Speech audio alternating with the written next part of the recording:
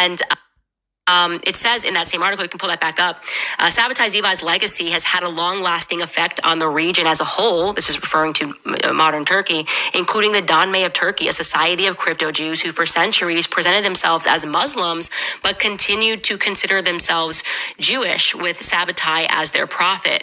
Now, I would say that they consider themselves to be Kabbalist, and a lot of these individuals, probably the most notable among them, there is evidence, and this is going to be extremely controversial, but I will link to you this evidence that Ataturk was Danme. Ataturk came from a region where there was a strong Sabbatean stronghold, and there was an Israeli historian, an Israeli individual who wrote a book, which has now been discontinued, who said, yeah, I met him before he became Ataturk, and yeah, he was Jewish. I met him in a hotel, and he was Jewish. And again, I'm going to link that for you. The person, just so I can give you the name, because I'm sure people are going to go crazy for me saying that. This was published in Forward magazine. It's a Jewish publication in New York back in 1994. An out-of-print Hebrew autobiography by Itamar ben Avi, the son of Eliezer ben Yehuda, the leading promoter of the revival of spoken Hebrew in the late 19th century Palestine. Ben Avi, the first child to be raised in Hebrew since ancient times, and later a Hebrew journalist and newspaper publisher, writes in his book of walking into the Kamenetz Hotel in Jerusalem one autumn night in 1911 and being asked by its proprietor, do you see that Turkish officer sitting there in the corner, the one with the bottle of Iraq?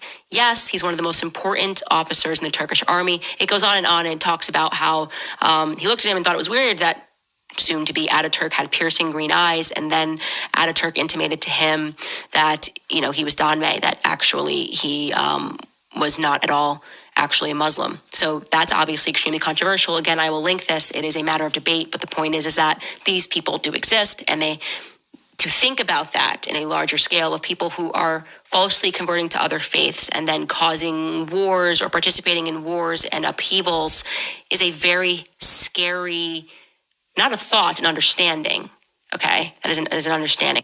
Realize that maybe there definitely could be truth to this. If you have a look at Israel today, Mustafa Kemal Ataturk Monument is a monument dedicated to Ataturk, the founder of the Turkish Republic, in 2007 by the Arkadaş Association at the association compound in Yahud, Israel. So in Israel itself, can you imagine this? The Jews built a monument of Mustafa Kemal Ataturk that exists today in Israel with the Israeli flag and the Turkish flag side by side.